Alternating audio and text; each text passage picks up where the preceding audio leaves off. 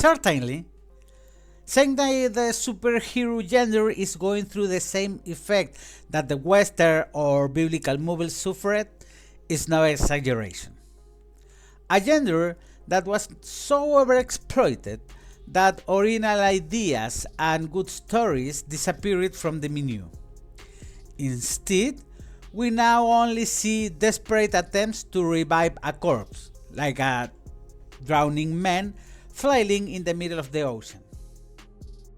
For many, Avengers Endgame marked the definitive end of this era, with a few exceptions, of course, like Guardians of the Galaxy Volume 3.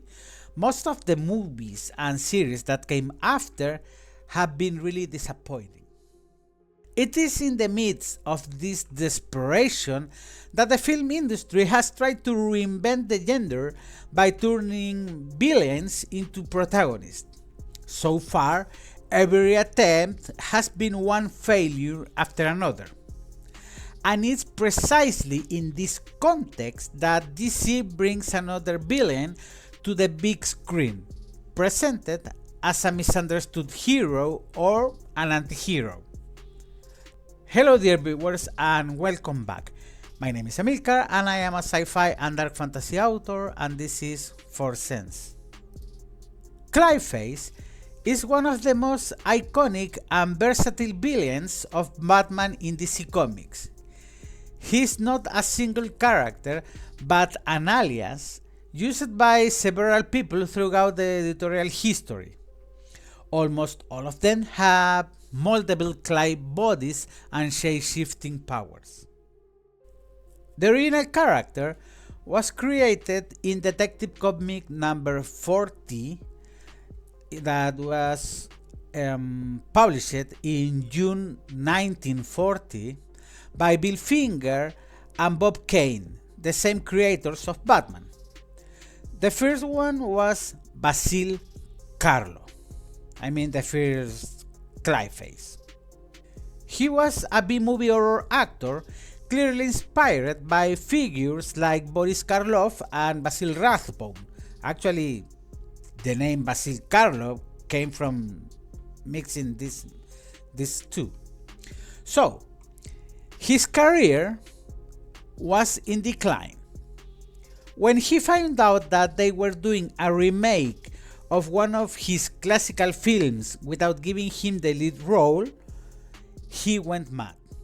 He adopted the identity of Clayface, the monstrous villain from one of his own movies, put on a mask and began murdering the cast and crew of the new production. At that time, he had no superpowers. He was simply a disguised serial killer, more like a horror movie slasher. Batman and Robin managed to stop him. This first Clayface was basically a regular man driven insane or mad by vanity and rejection. Despite this dark and disturbing origin, the most famous Clayface and the one who popularized the shape-shifting powers is Matt Hagen, introduced in Detective Comic number 298. Matt was a treasure hunter, an adventurer who discovered an underground pool of radioactive protoplasm. In an accident, he fell and his body transformed into a mass of living clay. This gave him the ability to change into any person or object, grow gigantic creative weapons with his own body, among other powers. However, he needed to return to the protoplasm periodically or he would weaken drastically. This turned him into a recurring criminal foe of Batman, using his powers for elaborate robberies and perfect impersonifications. It's worth noting that this is the Clayface that has influenced adaptations the most, like in Batman the Animated Series, where they even combined elements of Basil Karlo and Matt Hagen. That's why DC is trying a completely different approach in hopes of achieving box office success. Their new DCU, the so-called Gunverse, hasn't received the massive reception they expected so far, generating very divided opinions.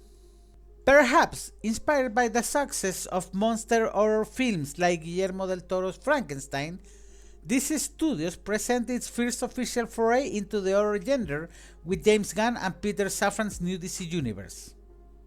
The film is described as a body horror thriller, much more focused on psychological horror and bodily transformation than on traditional superhero actions. It is not a Marvel-style superhero movie, but a dark and disturbing horror. Its director, James Watkins, who was responsible for movies like Eden Lake, The Woman in Black, Speak No Evil, has experience in different horror subgenres: survival horror, gothic horror, and psychological horror, an interesting and risky choice for this project. The story follows Matt Hagen, an up-and-coming Hollywood star whose career begins to decline. After a serious incident, a knife attack that brutally disfigures his face, scientific ambition and desperation to regain his identity and fame turn him into a living clay monster consumed by revenge. This new adaptation seeks to explore deep themes such as loss of identity, vanity, body horror, destructive scientific ambition, and the dark side of Hollywood. In short, it is a much more tragic, dark, and terrifying version of Matt Hagen's origin. Now, some key facts about the movie.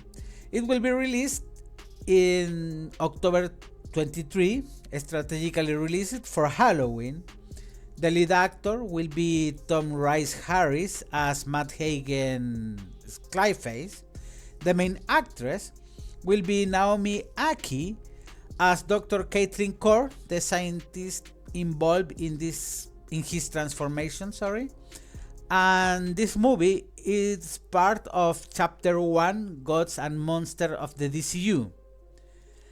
And it is set before the events of the Superman movie, being the first DCU film released out of chronological order.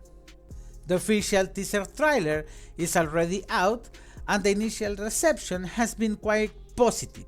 It looks visceral, disgusting, and has a very strong body horror atmosphere.